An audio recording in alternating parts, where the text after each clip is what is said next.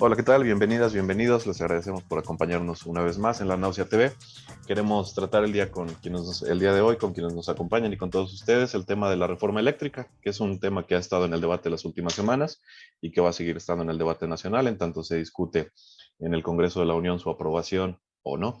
Entonces, bueno, el día de hoy nos acompañan Jesús Medina y Varenka Servín para que podamos discutir y analizar un poquito este tema. Pues básicamente se trata de decir que planteó el presidente de la República, Andrés Manuel López Obrador, una iniciativa de reforma al Congreso de la Unión que modifica ciertos artículos ahora a nivel constitucional, si bien ya tuvimos una reforma a las leyes secundarias. En esta ocasión, bueno, dado todos los antecedentes sobre los que ya pudimos platicar en alguna ocasión respecto a esa iniciativa y a los amparos que se dieron en el Poder Judicial de la Federación, pues ahora, como amenazó y cumple con la amenaza de López Obrador, pues entonces la reforma se va al terreno constitucional. En el caso de ser aprobada, pues ya no hay amparo posible en ese sentido. Entonces, bueno, quisiéramos dialogar con ustedes un ratito y hacerlo de la manera en la que lo hemos venido haciendo en los últimos programas, dar un breve recuento histórico de lo que es la Comisión Federal de Electricidad, de lo que implica el sector eléctrico para la vida pública, para la vida económica del país, y analizar en una segunda intervención, pues, qué es lo que está proponiendo modificar esta reforma constitucional. Sin más, le daría la palabra a Jesús para que nos platicara un poquito cuál ha sido históricamente la conformación del sector eléctrico, cuál ha sido el papel de la CFE, la famosa nacionalización, etcétera. Cedo la palabra a Jesús. Gracias. Gracias, Héctor. Bueno, un placer de nuevo estar por acá con con toda nuestra audiencia. Pues este tema es muy interesante porque, bueno, ya no estamos hablando, como en otros casos, de pues pugnas al interior de los partidos o algunas divergencias entre actores políticos. Aquí estamos hablando de una reforma, una que de aprobarse, pues tendrá implicaciones en los siguientes años de forma muy importante, sobre todo porque, bueno, para aprobarla van a necesitar un buen cabildeo y en todo caso para quitarlas si después quisieran tendrían que hacer lo mismo, ¿no? Podemos ver que las estructurales, por ejemplo, del periodo de Peña Nieto, pues requirieron de literalmente alianzas políticas, por no decir un maiceo por ahí entre diversos partidos políticos.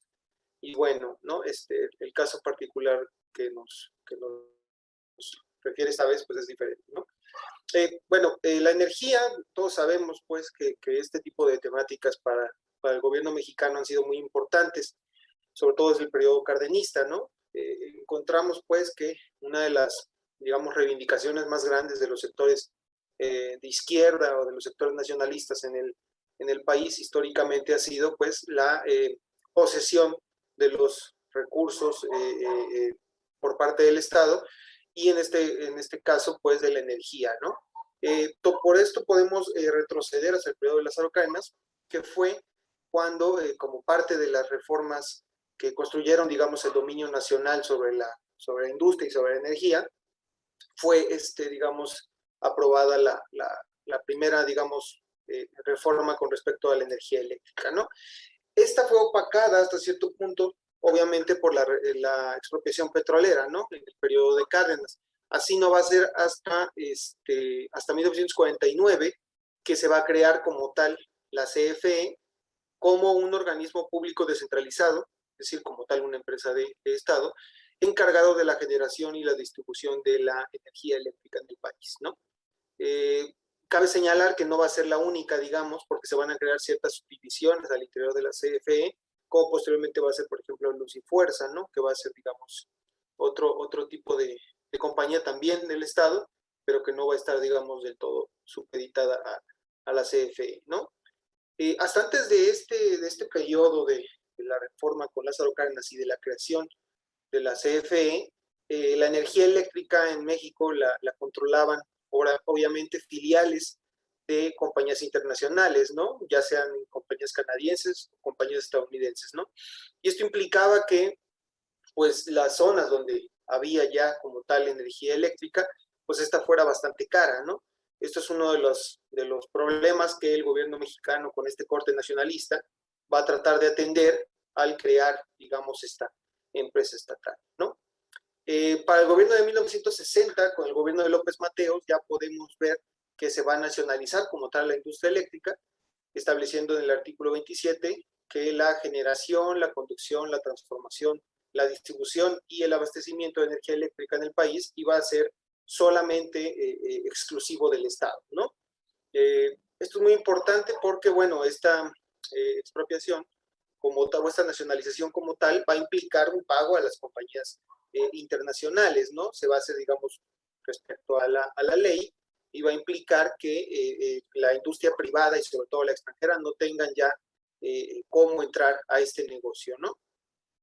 Después podremos ver una serie de cambios en el periodo salinista con respecto a las directrices que van a normar a la CFE, y posiblemente vamos a ver un impacto muy fuerte antes de la reforma del periodo Peña Nieto, que va a ser, por ejemplo, la desaparición, ¿no?, de Luz y Fuerza del Centro, que no era cualquier cosa, era una de las compañías o de las filiales más importantes, dado que se encargaba del abastecimiento en toda la Ciudad de México, que no es cualquier cosa, 80 municipios del Estado de México, 2 de Morelos, 2 de Puebla y 5 de Hidalgo, ¿no?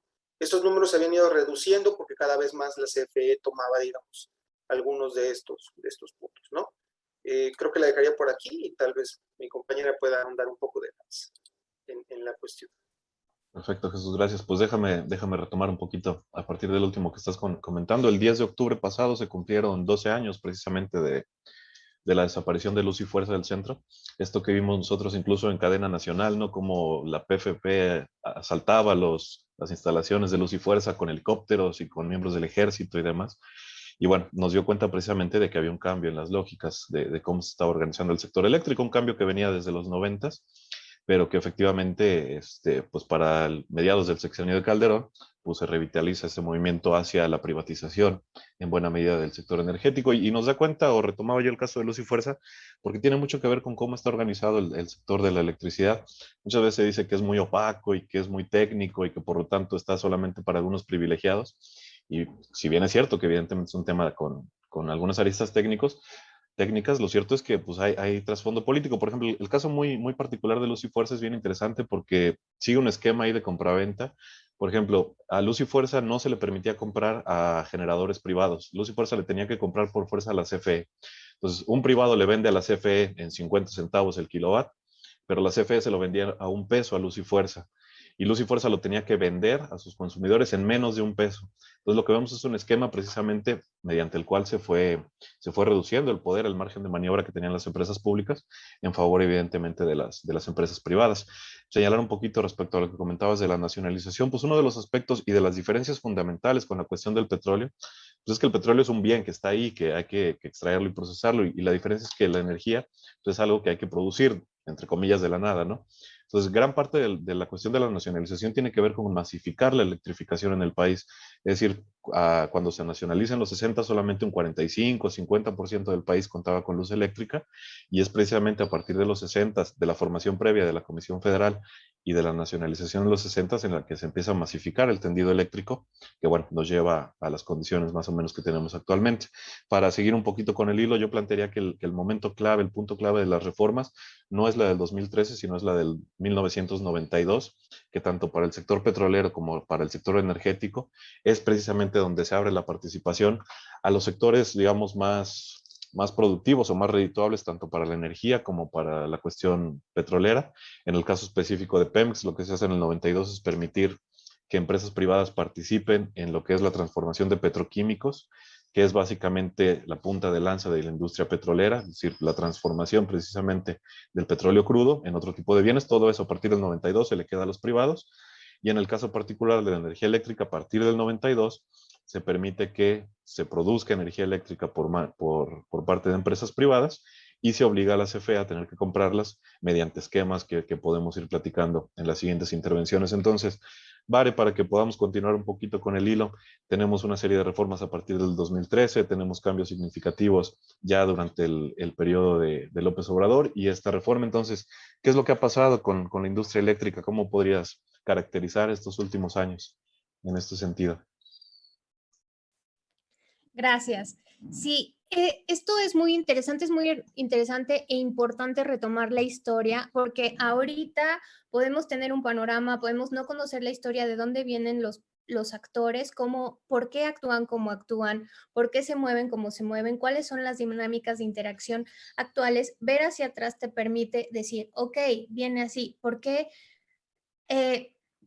el discurso de la oposición o el discurso de los opositores a este tipo de reformas es que comisión no tiene las facultades, es lenta, no tiene la infraestructura, hay corrupción, hay distintas cosas. Primero, tenemos que partir de el conocimiento, aceptación, bueno, no aceptación porque así es y ya ni modo, sino el entender, intentar tener en la medida de lo posible cierta neutralidad valorativa y decir, estas son las características de la política mexicana y de las dinámicas al interior y con el exterior y la dinámica de los empresarios que han tenido que, como bien, como bien mencionan los dos, cómo en el 92 empiezan este proceso de leyes reglamentarias que luego se van ampliando con Fox, se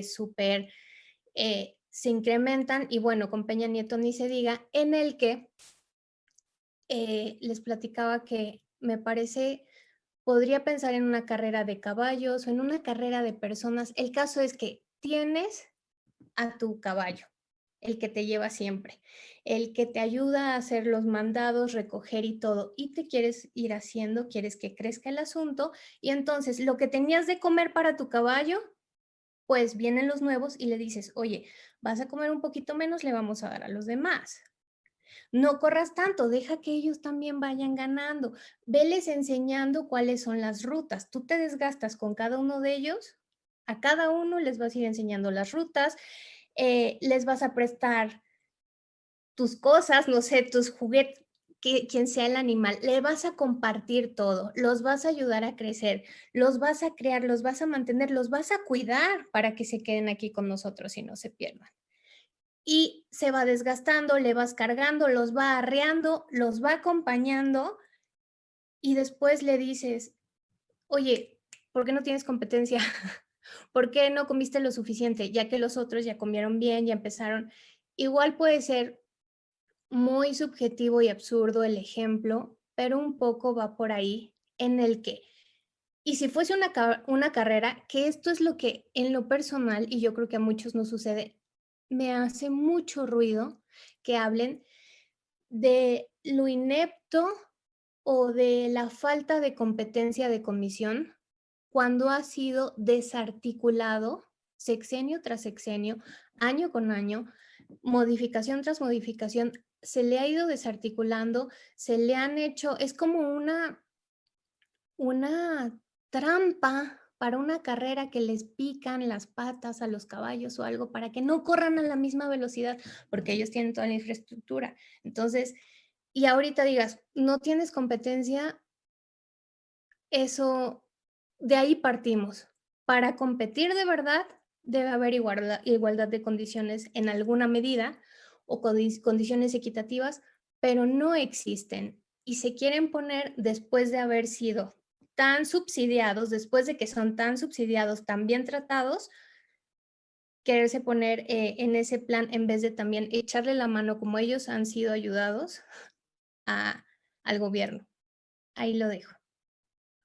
Bien, bien pedagógico el ejemplo y excelente, ¿no? Como punto de partida, creo que si lo trasladamos a otra área, pues tendríamos que pensar inevitablemente en el caso de la telefonía, donde pasó algo similar, como dices, todo el mundo a expensas de Telmex. La diferencia es que a Telmex sí se le permitió competir, no se le desarticuló en 7 o 8 pequeñas empresas, es decir, se le permitió a Telmex a través de un litigio legal y lo que ustedes quieran, mantener ese control. Entonces, efectivamente lo que vemos es como, porque hay digamos, un pequeño recurso ahí mentiroso por parte de la Administración Federal que dice que es que querían desaparecer a la CFE. Y lo cierto es que no, porque no pueden desaparecer a la CFE. Es decir, todo el esquema de negocios montado hasta la fecha del día de hoy, desde los 90 hasta la fecha de hoy, requiere por fuerza de que esté un actor como la CFE al cual se le puedan extraer, se pueda aprovechar el tendido eléctrico que ya se tiene, se puedan aprovechar toda la infraestructura creada por la CFE y el cual compre la energía que producen los productores privados, valga la redundancia. Por eso nos decía que esta reforma lo que va a hacer es evitar que pase lo que está pasando en España en fechas recientes, donde los costos de la electricidad pues, se han elevado de manera importante. Ahora, eso no es estrictamente cierto. ¿Por qué? Porque ninguno de nosotros tiene un recibo que tenga una compañía distinta que no sea la de la Comisión Federal de Electricidad. Si hubiera un mercado de competencia abierta, como señalas, en el que cada uno de nosotros pudiera decidir a quién le va a contratar, bueno, a lo mejor pudiera haber un movimiento de ese tipo. En este caso no es esa la situación, pero simplemente señalar que precisamente lo que conocemos como periodo neoliberal consistió no en intentar desaparecer a la CFE, sino en montarse sobre la estructura que ya estaba construida desde los 40, 50, 60 de la Comisión Federal para sacar márgenes de ganancia que excedieran por mucho a los que puede obtener la Comisión Federal. El sistema eléctrico en México siempre ha estado poco fundado hasta cierto punto, es decir, incluso en el presupuesto de egresos de la Federación del año pasado, no había un presupuesto designado para que la Comisión Federal ampliara sus plantas o ampliara el tendido eléctrico, es decir, incluso en los mejores tiempos de la CFE, los 70s, nunca ha producido el 100% de la energía eléctrica que se necesita en el país, siempre ha requerido a los privados. Eso no está bien ni mal, simple y sencillamente así es. El punto es que precisamente todo el andamiaje constitucional, legal que se montó a partir de los 90s, pues tenía como objetivo simple y sencillamente favorecer a un conjunto de productores privados de mayor o menor escala que se aprovecharan del tendido eléctrico, que se aprovecharan de las instalaciones de la CFE, a partir del cual, bueno, pudieran tener los márgenes de ganancia que sabemos que tienen estas grandes empresas. Entonces, mucho tiene que ver para que definamos el neoliberalismo no como un intento de borrar al Estado por completo, sino precisamente de montar sobre las estructuras ya creadas en los años previos un sistema de negocios a corto plazo. Y tan es a corto plazo precisamente porque no puede desaparecer a la CFE. Si desapareciera, pues ninguna de esas empresas cuenta con los tendidos eléctricos necesarios para llevar a cabo sus actividades económicas. Entonces, bueno, creo que por ahí va la discusión respecto a qué es lo que ha pasado hasta el momento y si pudiéramos entrar quizá a qué es lo que está planteando esta reforma. Jesús, te dejo tus primeras impresiones. Gracias. Sí, bueno, muy interesante lo que señalan ambos, porque nos está dando cuenta pues de un problema que nuevamente pues está obedeciendo a los intereses de un Estado, podríamos decir bien o mal, ¿no? Conformado o con intereses pues para algunos particulares, algunos políticos en particular, o para, digamos, el bien público, podríamos decirlo, eso todavía tendríamos que revisarlo. Lo cierto es que pues, buena parte de las voces que se están oponiendo a esta reforma pues, son justamente estas empresas que se van a ver afectadas en sus negocios, ¿no? La reforma actual es planteada, es propuesta incluso discursivamente por el presidente, como una medida para desmontar aparentemente la reforma del periodo de Peña Nieto y, digamos, regresar, como todo el gobierno de Peña Nieto, a los buenos tiempos, digo, como todo el gobierno de Andrés Manuel, a los buenos tiempos, ¿no? Donde la industria nacional tenía el control y podíamos tener acceso a mejores costos en nuestros servicios básicos, ¿no?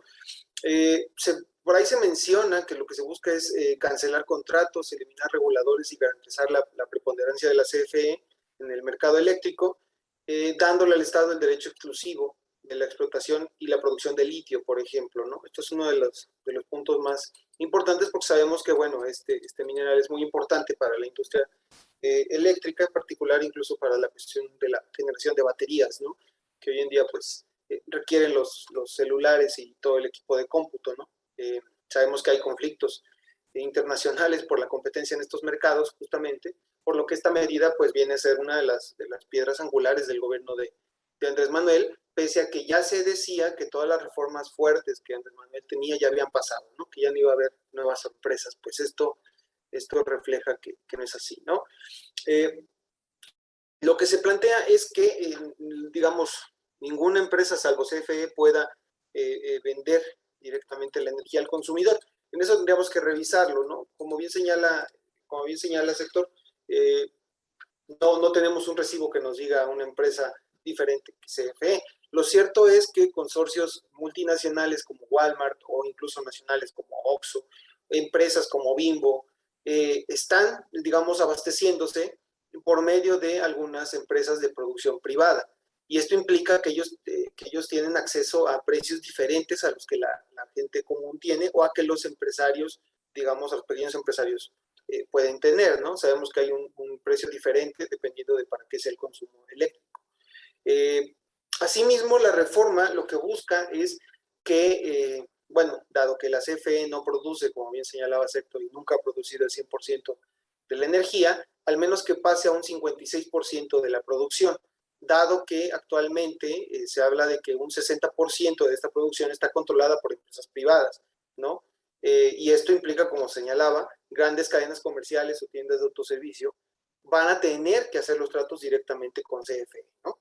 Y esto es una medida más del gobierno en su búsqueda de acabar pues con lo que habla que es la corrupción, ¿no? Que es pasar sobre las leyes para tener mejores precios que los que la gente común, digamos, puede acceder, ¿no? También se busca desaparecer la Comisión Nacional de Hidrocarburos y la Comisión Reguladora de Energía, que son organismos creados con la reforma del periodo de Peña Nieto, para acotar, digamos, las funciones de la CFE, ¿no? Es volver a que la CFE sea juez y parte, digamos, de la energía eléctrica en el país. Eso ya podremos valorarlo si es positivo o negativo y para quién, para el mercado o para los consumidores, ¿no? Todo esto porque pues se habla que la CFE fue dejada de lado en todo el negocio de la energía, ¿no? Se le puso a competir, digamos, con entes privados, cuando, como bien señalaba Barenca, muchos de estos se beneficiaron de recursos públicos para iniciar su producción. Y en esto quisiera hablar de un caso particular.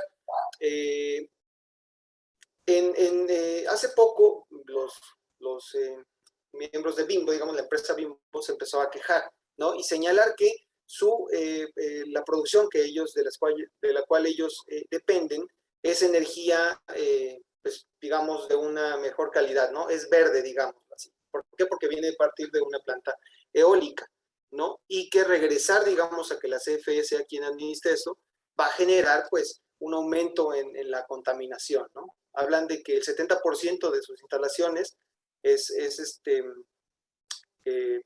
recibe energía verde, y quitar esto y volvérselo a dar a la CFE implicaría la emisión anual de 180,000 toneladas de CO2 extra, ¿no? Aquí lo interesante es que, por ejemplo, Rodrigo Benedict, un economista del Servicio Exterior Mexicano, ha señalado que la Asociación Mexicana de Energía Eólica recibió 14 millones de pesos del gobierno de Calderón para financiar los estudios con el Centro de Energías Renovables de España, y que a la postre llevó a la colocación de aerogeneradores en Oaxaca, ¿no? Además, esta segunda empresa, la española, recibió dinero del erario público para generar el parque eólico Piedra Blanca, ¿no? Aquí es de donde se estaba haciendo Bimbo. ¿Y esto qué le ha generado? Que ellos pagan una tarifa de 0.08 pesos, o sea, 8 centavos por kilowatt. Esto implica que de 640,000 millones de pesos que Bimbo debería de pagar por energía eléctrica, está pagando solamente 24,000 millones, ¿no? Esto nos refleja claramente el por qué empresas como estas se están oponiendo a la reforma con respecto a la energía eléctrica. Y esto es muy importante porque, más allá de las dudas que se pueden tener con respecto a la forma en la que CFE o cualquier empresa paraestatal pueda llevar a cabo estos negocios, lo cierto es que hasta ahora, por lo que vemos, los principales afectados serían las grandes empresas, ¿no? Y esto nos deja en un punto de debate, creo que un poco más claro. Eso sería por ahora. Gracias, Jesús. Sí, yo creo que es fundamental esto que comentas, ¿no? Porque mucho se ha dicho sobre los famosos contratos de autoabasto, y creo que esa es la parte central de la discusión hasta cierto punto.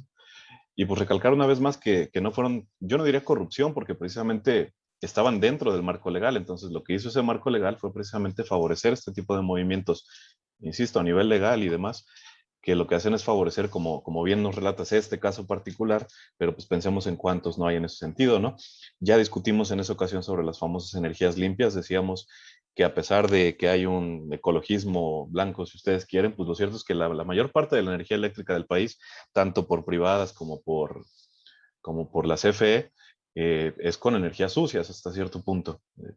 Incluso la hidroeléctrica, no todos la consideran una energía limpia, pero lo que decíamos era precisamente eso, que incluso Iberdrola o todas estas grandes compañías que se venden como los campeones de la energía verde, pues producen con plantas de ciclo combinado.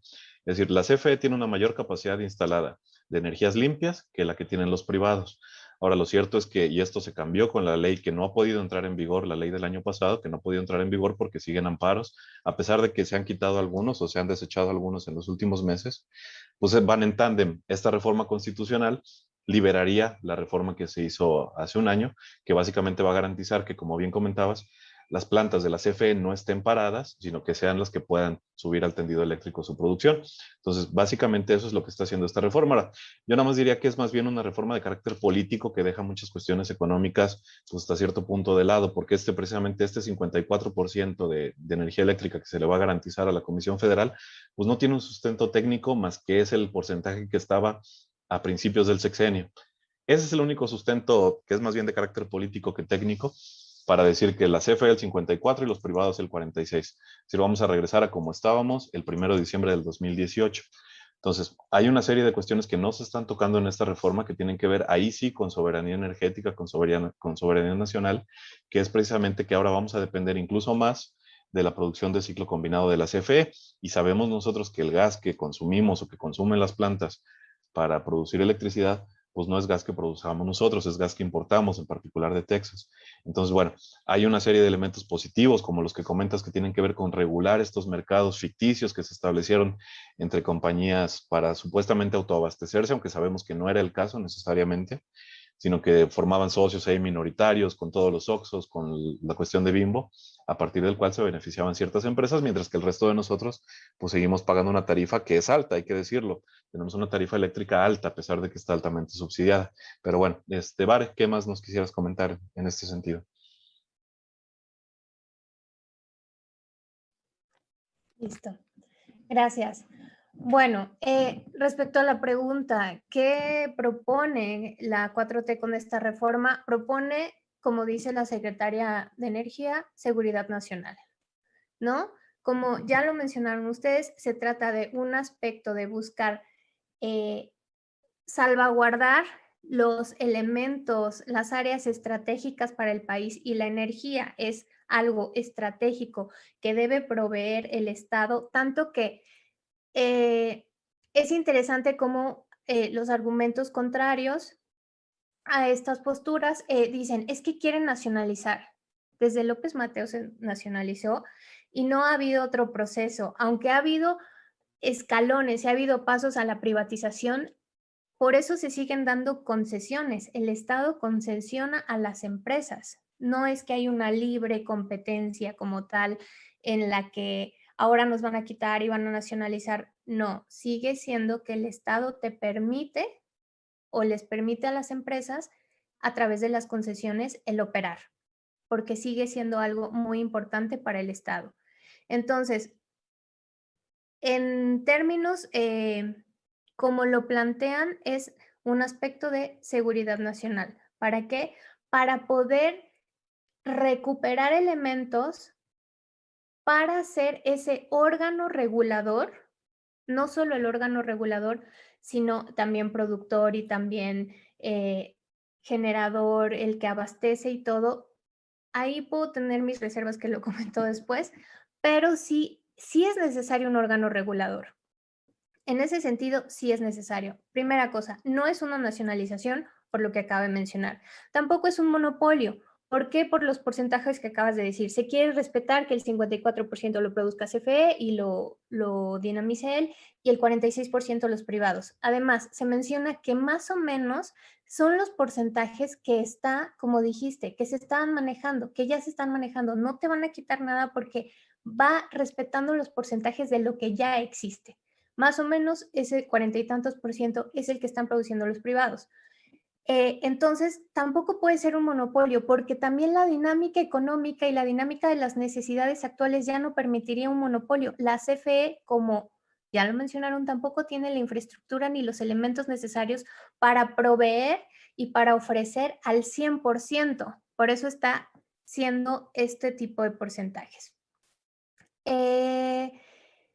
También otra cosa que quería decir al respecto es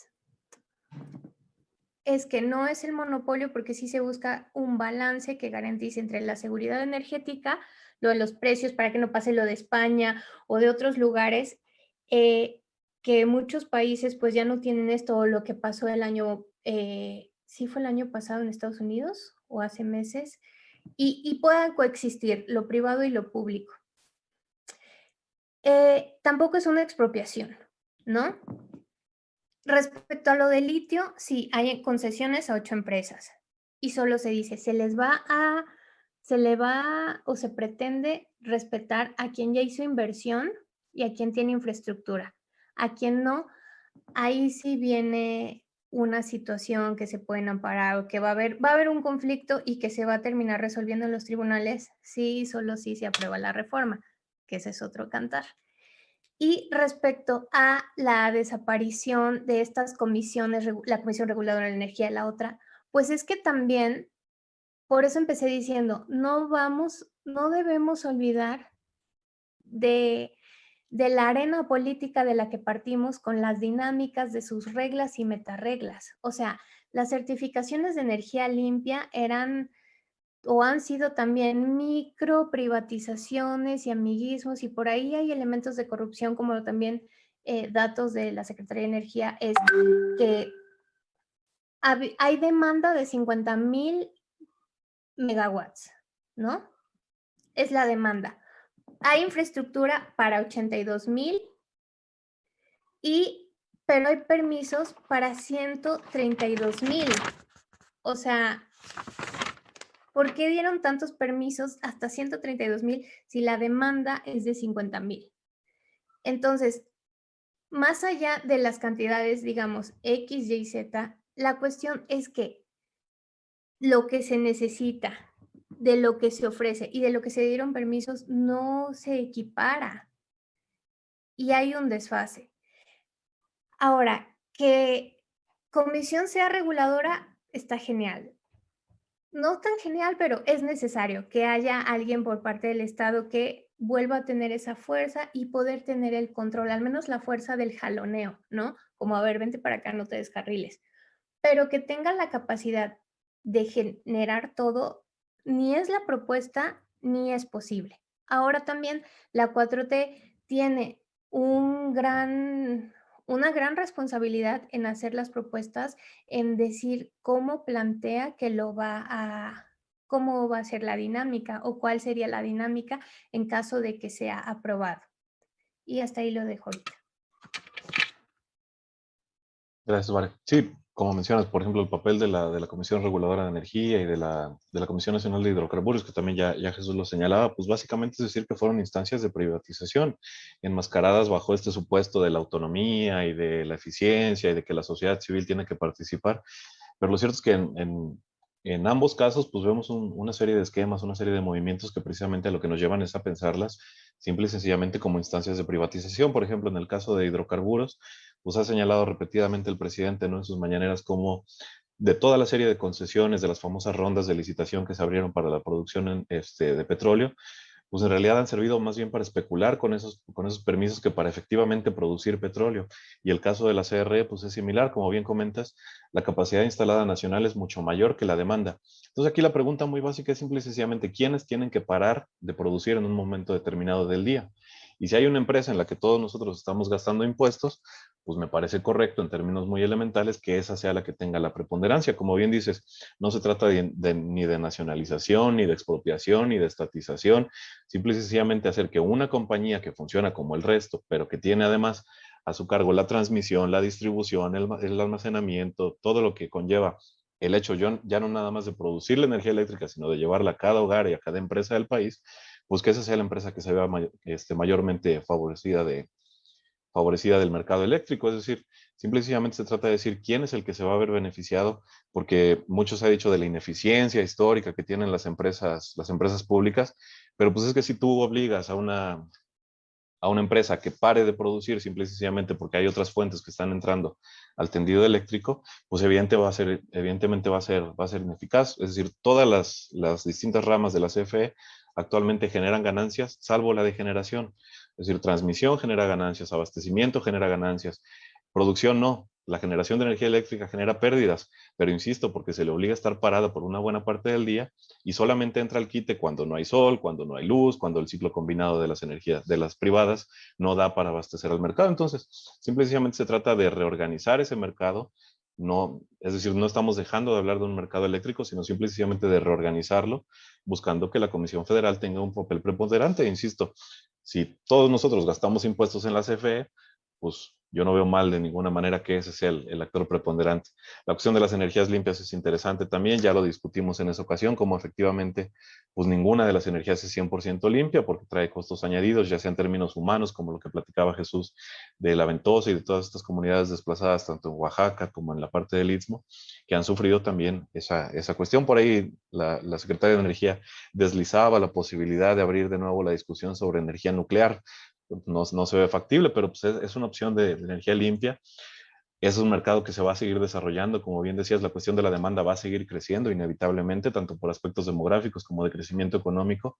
Hay avances que, bueno, a lo mejor no se ven de manera muy inmediata, pero China está proponiendo reactores ya no de fisión, sino de fusión, que a lo mejor en unos años cambien por completo el mercado eléctrico y dejemos de hablar de estas energías limpias, que más bien han servido para depredar precisamente la capacidad financiera de los estados. Y el caso de España es ejemplar en ese sentido. Pero bueno, vayamos cerrando esta mesa, Jesús. ¿Algunas conclusiones, algunas reflexiones a futuro y demás que quieras plantear? Claro, claro, dos temas particulares muy rápidamente. Primero, qué actores, digamos, qué tan posible es que pase esta reforma y qué carácter tiene. Y segundo, la cuestión de las energías limpias. En el primer caso, es interesante que hace unos días Bartlett salió a dar declaraciones en que dijo que cuando se cancelen los contratos no se va a indemnizar a las empresas, ¿no? Invitándolas más bien a que participen en un sistema que les conviene, no la telaraña que inventaron y que era insostenible, ¿no? Palabras de él. Lo interesante es que Monreal salió a regañarlo, ¿no? Obviamente a decir, no, primero que pase la reforma, luego vemos qué onda, claro que se les va a pagar, no es una expropiación, obviamente, vamos a seguir las reglas legales, las cuestiones legales, incluso a nivel internacional, ¿no? Ahora, ¿quiénes, aparte de México, quiénes están protestando? Hace unos días también el Wall Street Journal sacó un artículo, de hecho el 16 de octubre, en que acusaban que AMLO buscaba apoderarse de la inversión estadounidense en el país y que iba a poner en peligro 45 millones de dólares de capital privado, además de, según ellos, violar el tratado que se tiene con Estados Unidos y con Canadá, ¿no? Y acusaban que hace unos meses la Guardia Nacional incluso había cerrado una terminal de combustible, de gasolina, de Monterra Energy, ¿no? Una firma estadounidense en Tuxpan, por órdenes del ente regulador de energía, ¿no? Aquí lo que están hablando ellos es justamente de esto, ¿no? Quieren expropiar, quieren quitar la inversión. Lo cierto es que no es así. Y tan no es así que el gobierno estadounidense tampoco se está, digamos, poniendo a atacar tanto esta reforma, porque a fin de cuentas es negocio para ellos también. Quienes le están entrando a la energía, al negocio de la energía, son muchas empresas chinas, también sobre todo, y quienes tienen el monopolio del gas en México son Estados Unidos, ¿no? Como tú señalabas, vamos a necesitar más abastecimiento de eso, porque es cierto que por más que la reforma diga que la CFE va a tomar la batuta en esta transformación hacia las energías verdes, no es cierto. Está pasando con Pemex también. Lo que importa aquí es hacer rentable la cuestión de la energía para el Estado. Y la energía verde no es rentable económicamente. Eso lo sabemos. Entonces, ya con respecto a esto, habría que reconsiderar, como bien señalabas, Héctor, qué tan posibles son estas alternativas, dado que todas, sin dejar ninguna de lado, todas implican un desgaste político porque implica desplazamiento de población. Oaxaca es un caso, pero las hidroeléctricas es otro, no solo por no dejar que salgan nuevas, sino por quitar las que ya están, ¿no? La energía eólica, que tiene todavía estos problemas de que es muy, muy costosa y no abastece, digamos, el ritmo que se requiere, ¿no? Ojalá al menos se volteara a ver de nuevo, como señalabas, la energía nuclear como una opción, pero esto va a requerir que en efecto la reforma afiance el sector energético en el Estado y haga posible una transformación como esta y sobre todo de forma segura. Porque bueno, la nucleoeléctrica que tenemos tampoco brilla por su capacidad y por sus buenos manejos. Eso lo sabemos, sobre todo nosotros que somos de Veracruz, ¿no? Pero bueno, la dejaría por ahí. Gracias. Sí, Laguna Verde genera más o menos un 2% nada más de la energía eléctrica que consumimos, pero sí, efectivamente es un debate que que parece que nadie está dispuesto a tener, aunque hay lugares del país donde se prestaría precisamente por la poca sismicidad para este tipo de generación de energía, pero bueno, es otra cuestión. Recalcar lo que señalas, no nada más, las energías limpias solamente han sido redituables cuando llevan subsidios fuertes por parte del Estado, y el caso europeo es fantástico en ese sentido, y no es de a gratis la crisis que se está viviendo en ese sentido. Es decir, nada tiene que ver con que si Rusia cerró las llaves de gas, no, tiene que ver con una transición obligada a energías limpias, pues que ni son tan limpias ni son tan baratas como nos las quisieran presentar. Vare, tus últimas reflexiones, tus conclusiones en este sentido. Gracias. Me parece que es un tanto nublado el panorama, es bastante álgido, hostil, porque hay muchos intereses en juego. Yo creo que intereses desde la tierra, ¿no? O sea, cómo vamos a interactuar con ella, o eh, intereses de energía, intereses de todo tipo, y hay muchos intereses políticos y económicos. El tema aquí es que se está haciendo uso de estos intereses cuando no es similar como con las elecciones. Aquí se están tocando fibras y se le está tocando elementos que pueden molestar a las grandes empresas, eh, que van a hacer uso de su fuerza y de su poder económico para tener incidencia en el y transformarlo en este poder político, ¿no? Entonces, más allá de lo viable, factible, lo deseable, lo permisible, lo posible y lo que debiese ser, va a terminar siendo o va a terminar supeditado a las negociaciones políticas que no solo quedan en el ámbito de lo político, sino que van a ser o están siendo y han sido fuertemente influenciadas por el poder económico. Entonces, es esta lucha. El poder político está siendo apoyado por el poder económico, lo cual también no genera igualdad de condiciones, no hay igualdad de competencia, etc.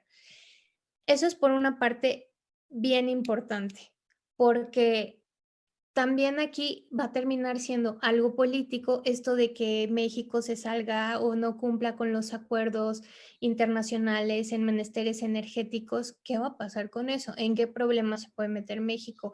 ¿Por qué sí? ¿Por qué no? Todo eso también tendría o se tendría que generar algún tipo de respuesta.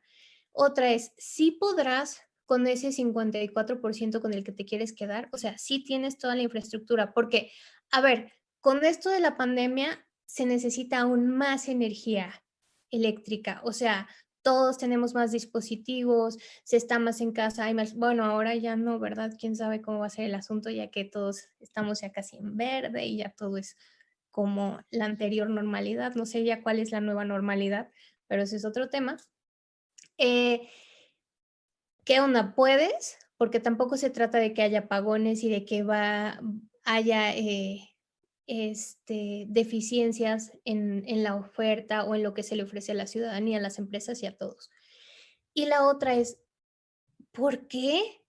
Sí es importante, es un actor importante, claro, es el director de Comisión Federal de Electricidad, Bartlett, pero ¿por qué todo está tan supeditado a lo que él diga? O sea, hay más actores que también tienen un peso preponderante, influyen el mismo Congreso, o sea, ¿por qué, por ejemplo, estaba viendo análisis y por qué dicen, es que él va a ganar el poder del país? ¿Qué te pasa? O sea, él es ahorita el director, pero un director llega, hace, se va y viene otro. También tiene que ser así. Tampoco hay que personificar los puestos, personificar un órgano tan importante como comisión y dejarlo todo que al final de cuentas va terminando en eso, en algo político. Y yo me pregunto, ¿hay algo además de esta cuestión que pueda hacer la sociedad civil?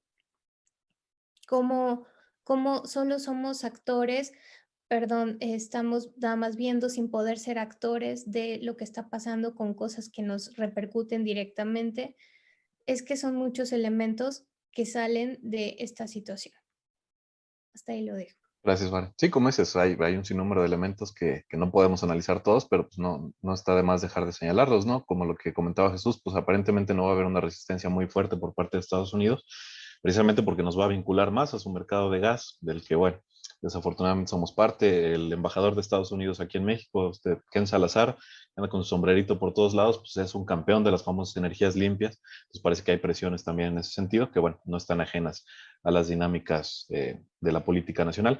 Señalar eso nada más para ir cerrando. La cuestión del litio no la tocamos mucho porque pues evidentemente va a haber mucha discusión posterior. Una vez que quede nacionalizado, pues tendrán que generarse las leyes secundarias. Yo nada más quisiera señalar que ojalá no pase lo que pasó con el petróleo, que se nacionaliza, pero simple y sencillamente para después venderlo porque no tenemos capacidad de procesamiento, de refinamiento. Es decir, es una cuestión que va a quedar ahí pendiente, porque si bien se cancelan una serie de concesiones, pues aparentemente el yacimiento más grande de litio, ese sí ya está concesionado y no se va a tocar, que lo tiene una empresa británica, pero ya con una mayor parte de acción por parte de una empresa china. Entonces, bueno, que va a quedar también ahí más o menos a la deriva en lo que salen las leyes secundarias. En caso de que se apruebe, pues ya nada más, a lo mejor no es lo más importante, pero señalar que hubo debates incluso dentro de la cuarta transformación respecto a lo que iba a pasar con el litio. Ganó, entre comillas, la perspectiva que nos parece más adecuada, que es la de la nacionalización de este mineral, que junto con el grafito y otros van a ser fundamentales para la economía, pero hay intereses dentro de la 4T que se vieron en el mismo gobernador de Sonora, en la Secretaría de Economía, que pugnaban por una especie de asociación público-privada para la explotación de litio. Entonces, pues que no cantemos victoria en ese sentido, no es una cosa que esté definida ya al 100% y probablemente, para bien o para mal, esa nacionalización pues no sea todo lo relevante que quisiéramos. Señalar por último nada más que, insisto, esta reforma parece más bien de carácter político que de carácter económico porque no resuelve, como bien comentabas, Vare, las necesidades estructurales del sistema de producción de energía eléctrica, no por satanizar las energías sucias, sino simple y sencillamente porque, como bien dice Jesús, pues tampoco estamos viendo transformaciones significativas en este sentido que tengan que ver con ampliar la capacidad productiva de la CFE, con modernizar la serie de plantas que ya tiene. Pero bueno, es una cuestión que va a quedar abierta, probablemente la podamos revisitar una vez que se apruebe o no esta reforma constitucional. Ahí la cuestión es interesante también en términos de los movimientos de legislativo, parece que se apunta a revivir al PRI hasta cierto punto, pero todo eso lo podemos ir discutiendo con mayor profundidad según se vayan dando ciertos avances o ciertas conclusiones en esta situación. Sin más, cerraríamos esta mesa. Les quiero agradecer a ambos y a todos los que nos acompañaron en esta emisión. Les agradecemos que nos hayan visto, que puedan compartir el contenido, darle un like, dejarnos por ahí un comentario en YouTube, que nos sigan en redes sociales y estamos por aquí próximamente. Muchas gracias a todos. Saludos.